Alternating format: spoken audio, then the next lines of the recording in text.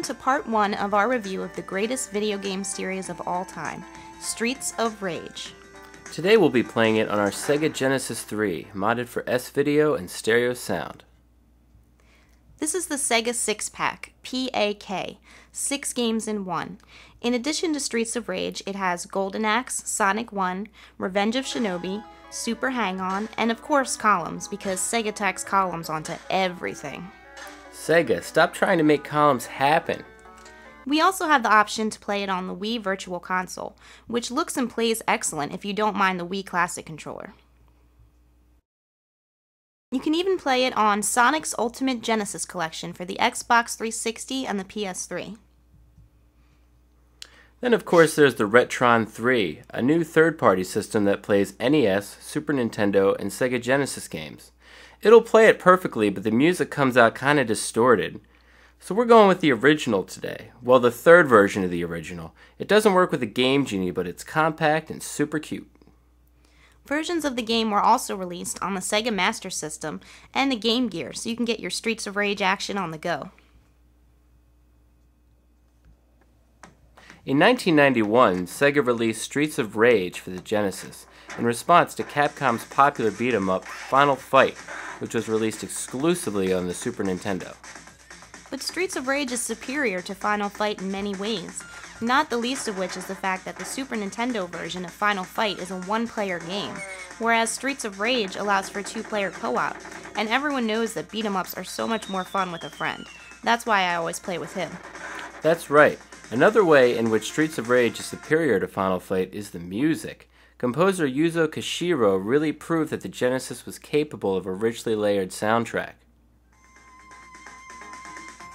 The music was so popular that it was played in clubs throughout Japan, and Koshiro actually released a Streets of Rage album, which is now available on iTunes. But back to the game. This city was once a happy and peaceful place, until one day a powerful criminal organization took over. This vicious syndicate had control of the government and even the police force. The city has become a center of violence and crime where no one is safe. Amid this turmoil, a group of determined police officers has sworn to clean up the city. Among them are Adam Hunter, Axel Stone, and Blaze Fielding. They are willing to risk anything, even their lives, on the Streets of Rage. You can choose between 3 characters. Adam Hunter, age 23, history ex-cop, hobby bonsai, ability boxing.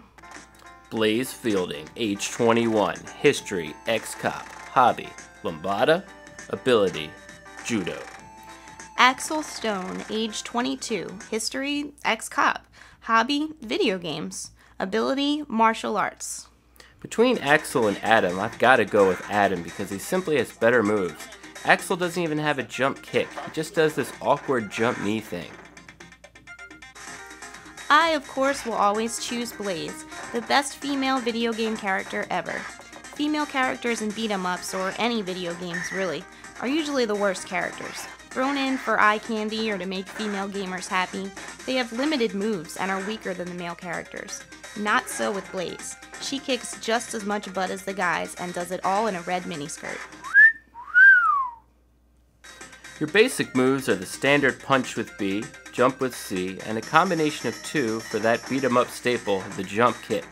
You can throw enemies by approaching them while holding B, then pressing B again to throw. You can aim the throw with the D-pad. I've found this move to be the most effective in getting enemies off your back and killing them quickly. One move you'll find yourself constantly using is up and C. Do this when an enemy throws you and you'll land safely on your feet, just like a cat. It is imperative to master up and C to survive this game. Another fun move involves grabbing the enemy, then hitting C to flip around to his back, then B to slam him down. You can also do a reverse kick by pressing B and C at the same time, which is helpful when you're surrounded. There are also several weapons found throughout the game, a knife, a bat, a glass bottle you can smash on people, and our all-time favorite, the pipe. Then there's this smoke bomb thing that looks like a badminton birdie and paralyzes enemies for a fraction of a second. Honestly, it's completely useless. The A button is for your special move. It calls upon a guy in a police car who bears a striking resemblance to Robocop. Once per level, you can summon Robocop to pull up in his 80s car and fire a large bazooka-like weapon that makes bombs fall from the sky like rain. They annihilate your enemies, but you remain surprisingly unscathed. He manages to pull his car onto the beach, into a factory, and even onto the deck of a ship, but he can't enter Mr. X's mansion in the last level. Sometimes while the bombs are falling, the enemies will run in place or flip back and forth frantically, like they know death is raining down from above and they're searching in vain for an escape route.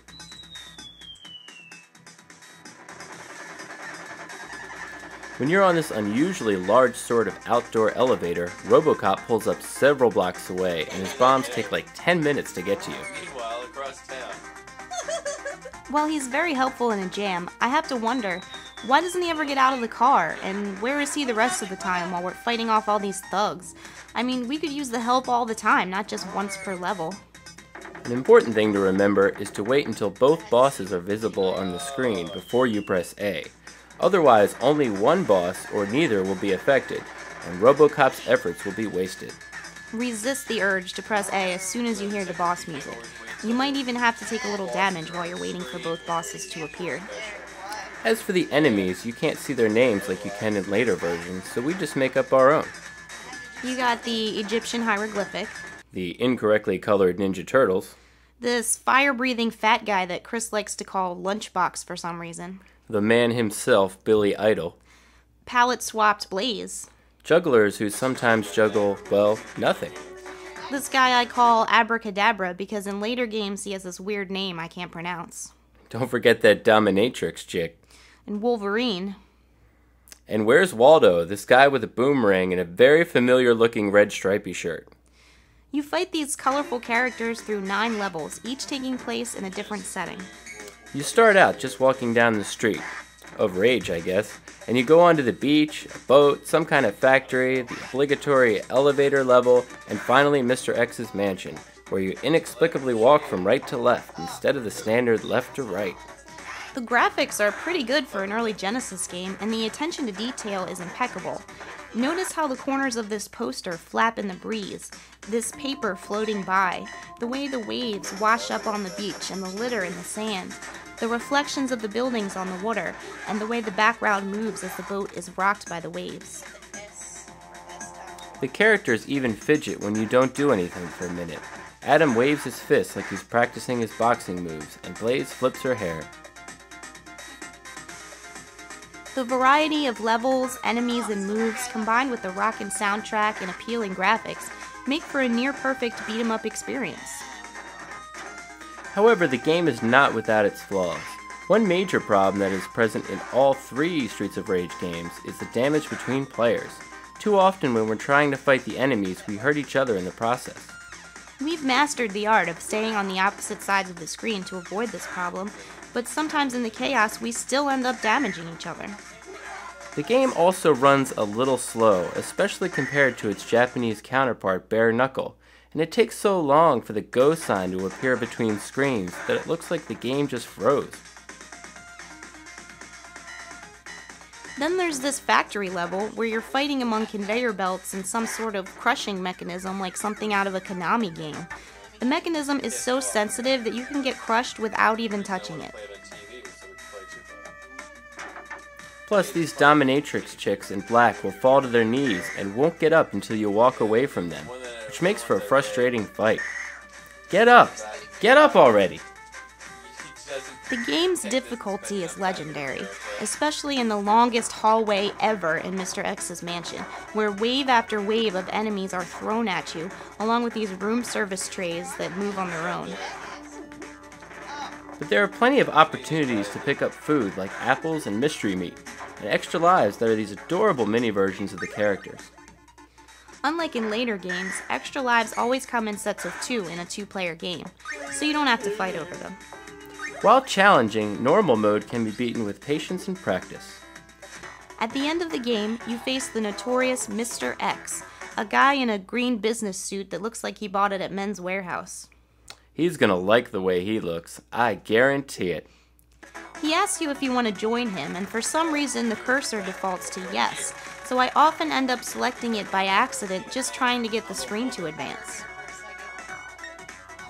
If one player says yes and the other says no, they fight each other to the death. The remaining player then goes on to fight Mr. X, and you get the bad ending, where you become the bad guy. You became the boss. You are great. If you both say yes, Mr. X actually sends you back to an earlier level, and you have to play it all over again. If you both manage to click no, Mr. X assumes you must really want to die, and you fight him together. Why yes, I do want to die, Mr. X. Thank you for asking. He starts out by sitting on his ass and sending his goons after you with a dismissive wave, and when you easily fight them off, he gets up and comes after you with a machine gun like the coward he is. Compared to earlier bosses, Mr. X is actually kinda easy to beat. Once you take him down, you go through the cumbersome process of entering your initials for the leaderboard. The controls are so unresponsive, I usually just end up entering "ah" to get it over with. Then you get to watch all the cool Japanese names roll by in the credits, interspersed with scenes of our heroes reuniting with Robocop. And just where the heck was he while we were fighting Mr. X? Then your eyes are blessed by the most beautiful end screen in video game history. Having saved the city, Adam, Blaze, and Axel relax and enjoy the peace by gazing out at the sunset and listening to the waves gently rolling onto the shore. Ah. It still gives me chills every time I see it. And so ends Streets of Rage, the first in a trilogy of badass beat-em-ups for the Sega Genesis. Next time, we'll review our very favorite game of all time, Streets of Rage 2.